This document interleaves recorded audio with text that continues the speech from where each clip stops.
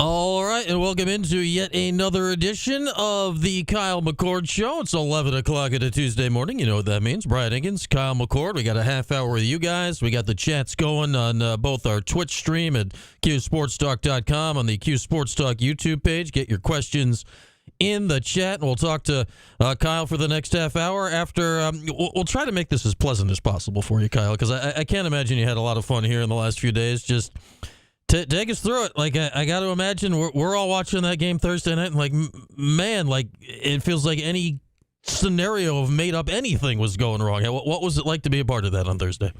Yeah, it was rough. It was rough. I just felt like, I never gave us a chance to win from the start, and that's a tough pill to swallow. I feel like just let the people around me down, but, I think that, it's going to be a good test of my resilience and our resilience as a team coming out this Saturday. And obviously playing on Thursday gives you even more time to just sit and think about it. And so, I've watched every single play like 10 times, just going through it, like, what could I have done different? So I think, I definitely learned from it and grew from it, as painful as it was. And so now it's all about the get back. And so I'm excited to play. I'm counting down the days till Saturday, just to, turn the page and, get that taste out of my mouth. Had you ever had anything like remotely like that ever happen before? Like, I can't imagine you'd ever dealt with anything quite like that. Yeah, no, I mean, it felt like everything that could have possibly went wrong.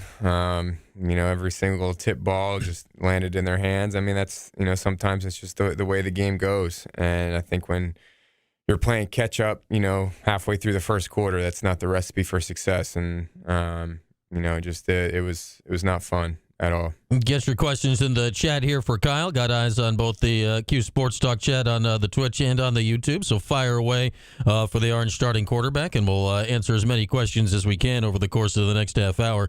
So I know there's the balancing idea, right? Like football, 24-hour rule, study it and go beyond it. How did you balance that of, all right, we got to look at this and see what went wrong versus let's move on to something else right now?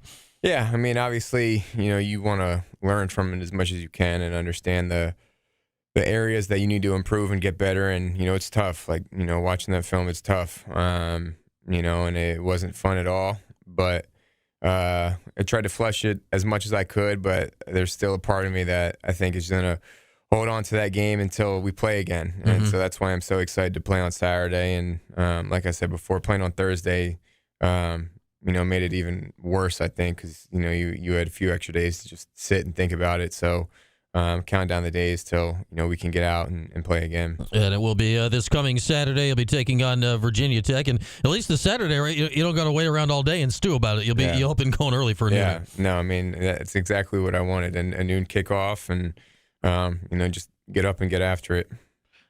Syracuse, Virginia Tech, noon Saturday. CW for the TV. Of course, you can listen over on TK99. All right, we got stuff coming in both chats here on Q Sports Talk on Twitch and on YouTube. Mike Couture says, hey, hang in there. Drop 50 this week. Yeah. That'd be a good bounce back, There you go, yeah. Exactly. That's exactly where my mind is right now. How much would, how does that play into, we know how things can go in a season. There is a momentum to the season. How much is this game important to just be like, all right, let's that's done. Yeah. Here's this outing and driving us into November. Yeah, I mean, I think it's important to obviously learn from the losses, but at the same time, like, it doesn't matter if you get blown out or you lose by a last-second field goal. Like, it all counts the same. Mm-hmm. And so I think we have to do a good job of, not letting Pitt bleed into Virginia Tech, and I think that we've done a good job of that so far, and I think we need to continue to just practice hard, prepare, and get ready to play Saturday. I don't know how much you know about the retail of your jersey here. Dom from North Carolina, you took a picture with his son, I think, a couple weeks ago after the NC State game. His son now, big fan, wants a Kyle McCord jersey for Christmas. Do you have any idea where these are sold? Wherever Syracuse jerseys are available? I don't know. I have no idea. I think...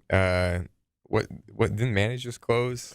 Shirt World just closed. Manny's is still rocking. Manny's is probably a good option. Yeah, Manny's. School bookstore feels like something. Probably something like that. Yeah. What's that like now? Because that is literally as of, 3 years ago, whenever NIL started. Before that, like, somebody You could have gone and bought it like a Q's 44 jersey. Those are out there.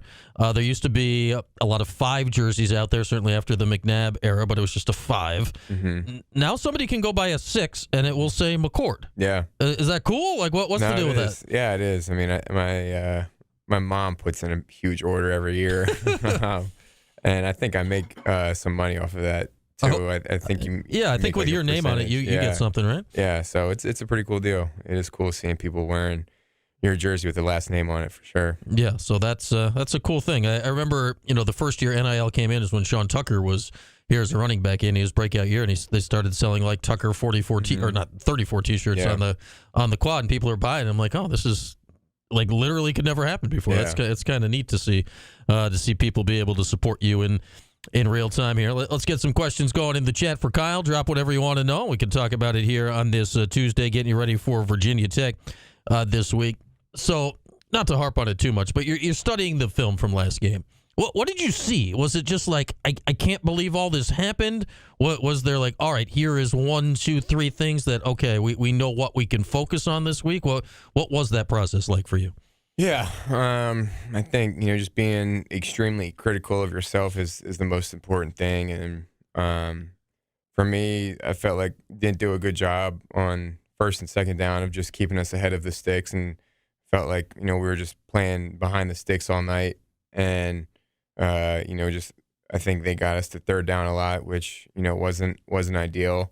And I think, there were opportunities for, me to look one way, and, I look the other, and, sometimes that's just how it goes. And I think, you just have to be very, very critical. And, they had some good calls against what we called, but, that's football, and I have to do a better job of obviously just taking care of the ball. Even if, that means taking a sack on third down, as much as that sucks, punting the ball is better than, a turnover. So, just things like that where, it's never going to be, perfect, but at least, you just give yourself a chance to continue to stay in it. But, just made too many mistakes, especially early on, to even give us a chance. Yeah, it's just, man, it's one where it felt like everything was running downhill away from you. All right, people have found where to buy your jersey. Links in the chat on Twitch. The Syracuse NIL store. $110, man. You can get Kyle a percentage on that. There we go. This is a nice orange McCord number 6 here. This looks really nice. I like this. That's a nice. You can get this Manny's has the jersey T-shirts, $30. Can get $27. We can get an orange jersey T-shirt with a nice number 6. There we go. Then Kyle can get Christmas presents for people because he'll get a little cut of that, which is nice. I think I saw. I don't remember what it was, 3-4 weeks ago. You were like one of the top selling merchandise guys in like the country on the NIL store. Like that's got to be kind of cool to see people want your stuff. Yeah. I mean, I think the Syracuse fans have been great. Just meeting people like even outside of like a football scene, they're all super pumped. And they've all just been super appreciative of me, and so it's been great. And then obviously seeing the support with people wearing my jersey, and I think the Dome has been a great environment, and so I'm excited to get back this Saturday. It's been too long. All right, the one Mikey P is in the chat. He wants to know throughout the game. Fran was like, they had that caught that moment on camera right before halftime, like he had you by the helmet and was talking to you, and clearly showed you support throughout the game and throughout the year. What does that mean to you, and how does that help you in those moments? Yeah, I mean, when things aren't going your way, and it's a rough night, having the support of your head coach means everything. And he just told me that he still believed in me, and just keep playing. One play at a time, just keep playing. It's been awesome having him in my corner. I went over and I went over to his house actually on Saturday and just spent some time with him, and I think that it's good, and obviously we were both frustrated after the game, but to have someone like that has your back no matter what, it's a good feeling. All right, head coaches normally have a pretty sweet setup. What's the Fran Brown? I assume you guys are watching games or whatever. Yeah. What's the setup he's got cooking here? I mean, you can get lost in his house. No, he's got a good setup. He had the food going too. So Yeah, it was nice. It was nice. I guess that's what happens when you're the head coach. He can afford the tab. I know that. That's Yeah. the head coach checks. They cash real nice. Yep. That's for sure. Ryan Mullen wants to know this, and this is interesting in I think the era of transfer portal and people moving around a lot. This is your only year here. What kind of legacy do you want to leave off the field? What do you want people to remember of Kyle McCord going forward when it is just 1 year? I just want to win.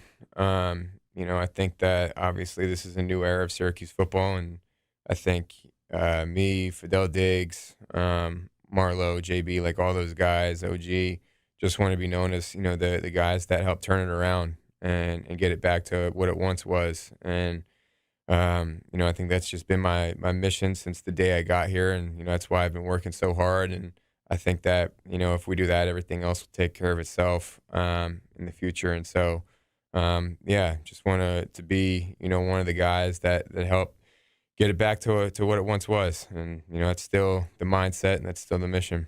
Showbro Michael says we're behind you guys, Kyle. I think we found that from the Syracuse community, right? How much have you seen that in social media and out and about here the last few days? Cuse fans trying to pick you guys back up. Yeah, I mean, they've been awesome. I had to go to it was like a NIL event on Saturday, and obviously, wasn't necessarily the first thing I wanted to do, but me and a few of the guys went, and just the support that we got from everybody saying that they still had our back, and they were still really rooting for us, and had belief in us. And I think just hearing that, it's it's motivating knowing that there's still a lot of football left. And I think this month of November is extremely important to this program, and there's still a lot to play for. And as much as it stinks, it's only one loss, and still 5-2 with the opportunity to go out and win a lot of games. So I think that that's the biggest thing, is just making sure that we do everything we can to win this last stretch of the season. Drop your questions in the chat for Kyle. Got eyes on both the Twitch at QSportsTalk.com and the YouTube Q Sports Talk chats here, so either place is good. And we'll get it to Kyle up until roundabouts 11:30 here today. Fran was asked about the idea of November yesterday, and not to burden you with Syracuse's recent history, November hasn't gone so well in many years recently. And Fran's answer was basically to the gist of, I wasn't here. What does that affect me? Does it affect you guys at all? Like, you weren't here. Like things were. November was kind of wonky last year. Yeah. You weren't here. Half-ish the team was. How does the end of seasons not going great affect you guys, or is it this is so new now that doesn't matter? Yeah, I mean, obviously, I think that we know kind of how Novembers have gone here in the past. Like you said, not ideal. So for us, obviously wasn't here last year. Fran wasn't here last year. There's a lot of guys that weren't here last year.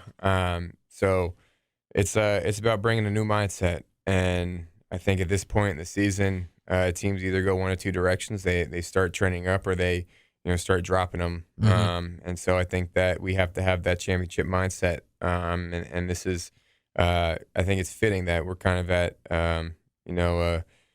a fork in the season. And, I think that, we have, one or two ways. And I think that we only have one opportunity, or really one opportunity, I'd say, to respond. And that's, this week. And you just have to take it one game at a time, and just continue to look at it like that. Here's an interesting question from Any Name Is Good One. And we spend a lot of time talking about this, but I don't know if I've really talked about this a lot with any active players. Conference realignment's going on all over the place. What do you, as a current player, what do you think it should look like? What would Kyle McCord want the conference scene to look like?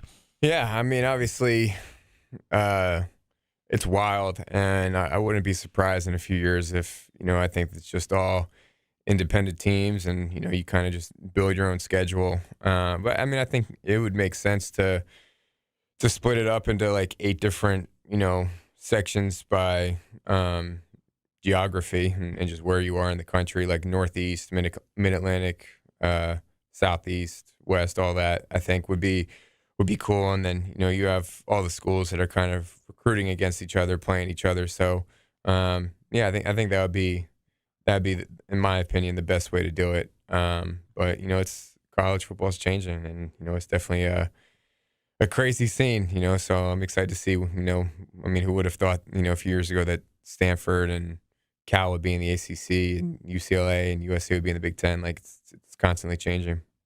Nobody. No, I guess a few people must have, or else it wouldn't happen. But hadn't crossed my mind a few years ago. For you as players, you mentioned that too. I don't think a lot of people consider this. Like if the conferences are regional, like and or have played against a lot of guys on the other teams. What does that do when you're playing against dudes that either you played with or played against in high school, or you were on the same official visit or stuff like that? Yeah, no, I think that it would kind of give teams bragging rights. I know, obviously, like, for example, I know a lot of kids at Rutgers, but being in the ACC and them in the Big Ten, even though they're like, 3.5, 4 hours away, you're never really going to play them unless it's, like a ball game or out of conference game.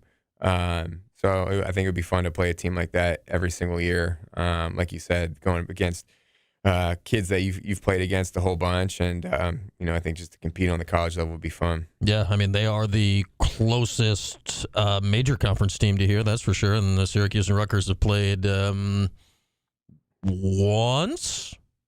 I think just the once since they both left the Big East, if I'm remembering right, a handful of years ago in the Dome. They were supposed to play another time, but it got canceled in the COVID year. Here's a completely random question from Devin. What is your favorite Eminem lyric? Do you have a favorite Eminem lyric? Yeah.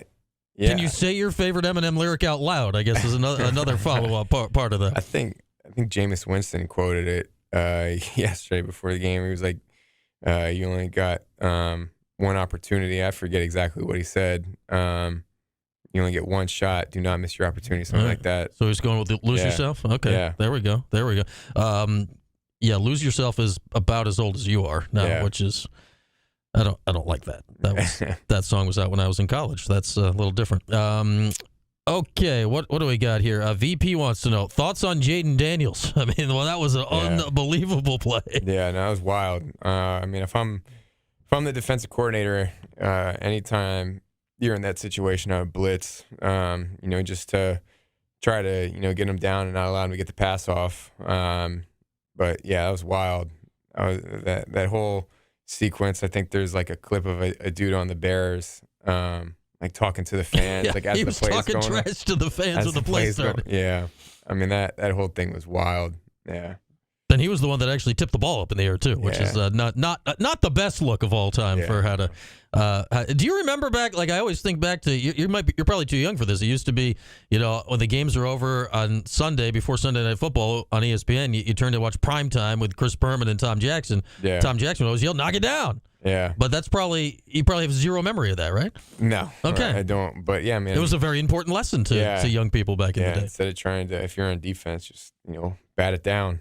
I think that they want to have like the game winning interception, and I think sometimes the less, I guess, sexier play is always the move. Yeah, if the ball hits the ground, the game is over. Sometimes it's that simple. Devin says the Jameis thing is what inspired that question. So you were. Jameis is kind of wild, right? Those speeches. You ever do anything close to a Jameis pregame speech? No, I mean he is. I don't know if anybody has. Yeah, no, I think.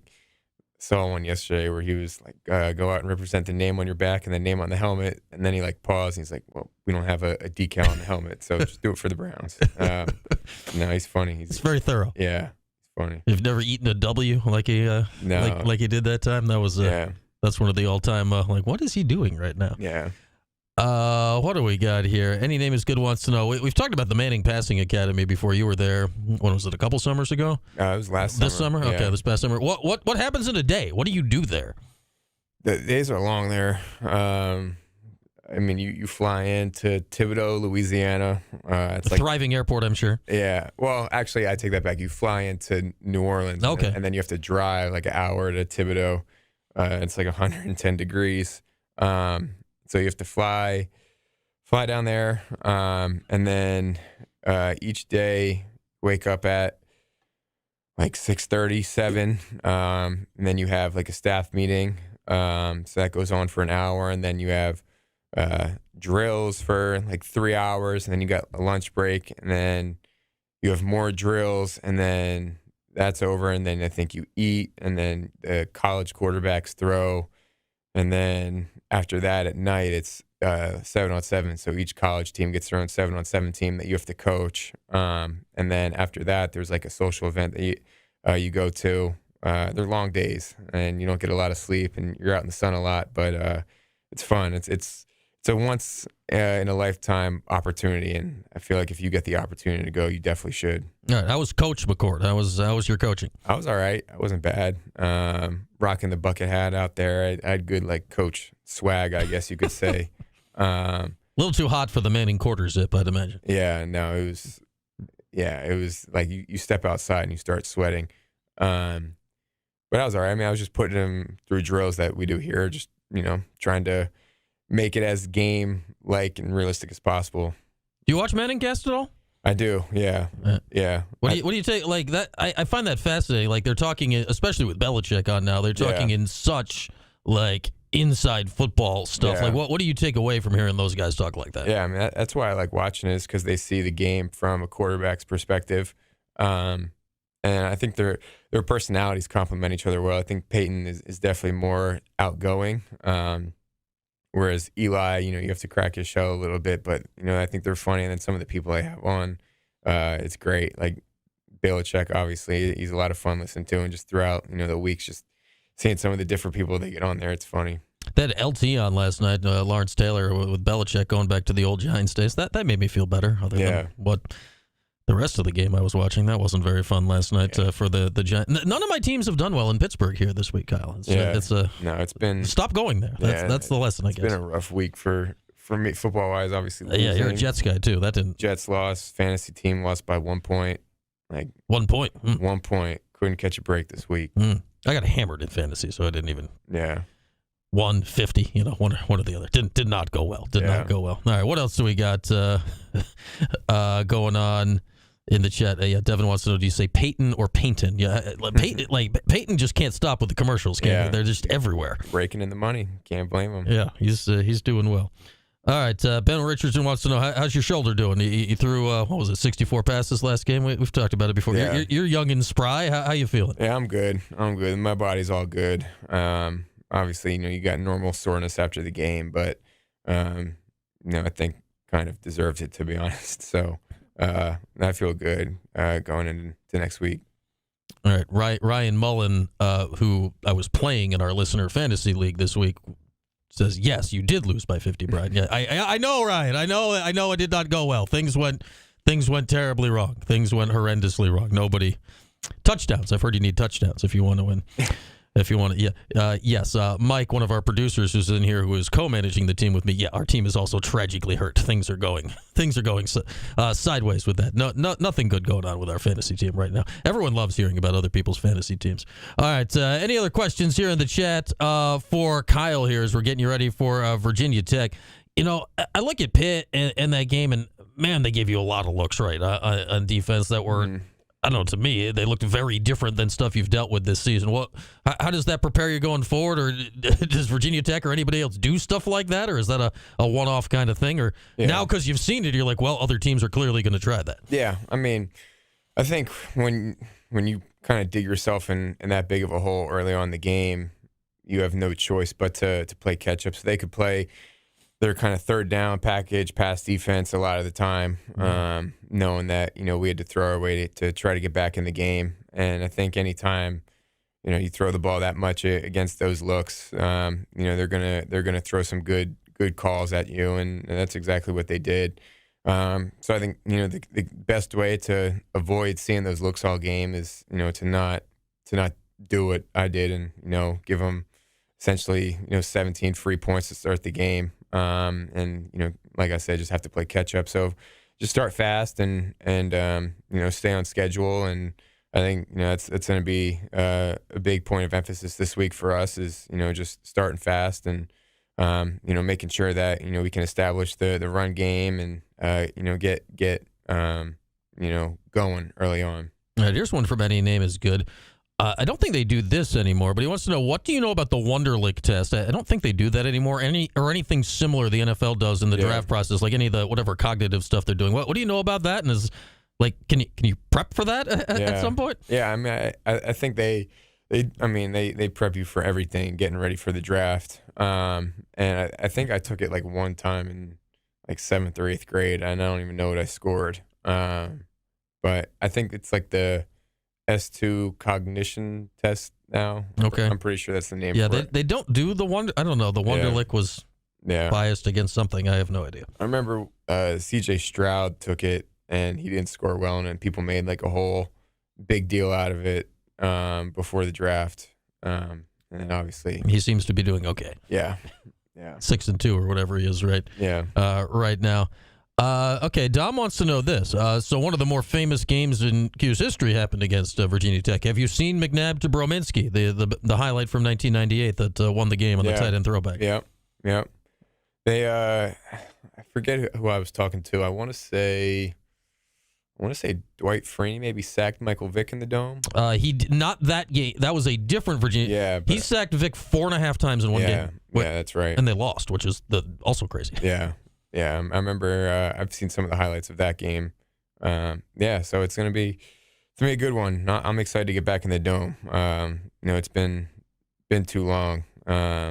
Obviously going the whole month of October without a home game isn't ideal. Traveling a whole bunch, so I'm excited. All right, VP in the YouTube chat wants to know who is the favorite CUSE alum you've met so far. That's a good question. Had a lot of guys coming back around the way here in the last few months. Yeah. Donovan McNabb is definitely up there. Obviously being from like the South Jersey Philly area, like grew up watching him play for the Eagles, so meeting him was pretty cool. Dwight Freeney was pretty cool as well. And then some of the younger guys like Andre Sisco, Garrett Williams, a bunch of them came back for the spring game. So I'd probably say those handful of guys were probably the coolest to meet. All right, so a good little mix of the legends and the more recent guys on the team. What does Ryan want to know here? You're a guy that you're coming from last year, save for this year, you've played outside your whole life. Now you've got a dome. What is the advantage? Who has an advantage going into a dome late in the season if you play outside or not? Is there one? How does that play into these dome games in November? Yeah, I mean, I think for me as a quarterback, I like playing in the dome more because you don't have to worry about any of the weather. But I think that if we have an outdoor game that whole week, we'll be outside practicing. If it's on grass, we'll be on grass. If it's on turf, we'll be on turf. So that's kind of just how we've been preparing. And I feel like, you don't get too much of an advantage, in my opinion, playing in, one stadium or the other. But I definitely think the crowd makes an advantage at the dome, when it's loud and it traps the noise. And I know it's hard for the other team. And I think that we've seen it this year. They've caused some false start penalties for sure. Tom wants to know, what's the difference? Or what's the biggest thing? Is it wind? Is it noise? What is the biggest thing you notice from inside to outside? Yeah, I mean, I think that I would probably say the noise for me. I think in the dome, when, the fans get going, it gets loud, and it's a different type of loud. Obviously, it's not 100,000 people, but being in the dome, it traps all the noise in, and it kind of echoes a little bit, and so it's hard to communicate. And thankfully, most of the time when it gets super loud, it's either after a touchdown or I'm on the sideline when the defense is on the field. So I would definitely say the noise, just going across, is probably the biggest home field advantage you can get. Darth Rail wants to know, are you going to be in any trading card packs this year? Are you in any of the college card packs? I should be. You get a cut of that? How does that work? I don't know on the top of my head. I've done some before. Ooh, have you signed any? Is there like a Kyle McCord 1-of-1 out there? Yeah, but it was last year, so it was all. Oh, it's Ohio State stuff. It's all Ohio State stuff. I don't want that. So yeah, no. I need to get a new deal with the Syracuse cards. Yeah, get those going. We need the good stuff. I don't want your Ohio. No, that's no good. I want a McCord 1-of-1 Cuse auto jersey pack. I don't know. It's a game used football. It's something. They got all that stuff now. Lots of people saying that they enjoyed the way you guys seeing this. This is kind of combining multiple people here. That they liked how you guys handled yourself after last week. What do you think that says about this team? I think we're resilient, and I think that all the guys have, been counted out before, myself included. And so now it's a great opportunity to show how we can bounce back. And I've never looked forward to playing a game so much as I did this weekend. And obviously getting back at home and, just getting an opportunity to right the ship. So I'm excited. Obviously didn't put my best performance out on the field on Thursday. And so I think, I owe it to my teammates, the fans, the coaches, and myself to go and get one back. All right, that's a good way to wrap things up for this week. Thanks to everyone coming out and to both the YouTube and the Q Sports Talk on the Twitch chats. Lots of great questions today. We'll be back here at 11 o'clock next Tuesday with Kyle, and same way every Tuesday for the remainder of the season here. Houston, Virginia Tech coming up at noon. You'll see this guy on the field. So for Kyle, I'm Brian. We'll talk to you again next week.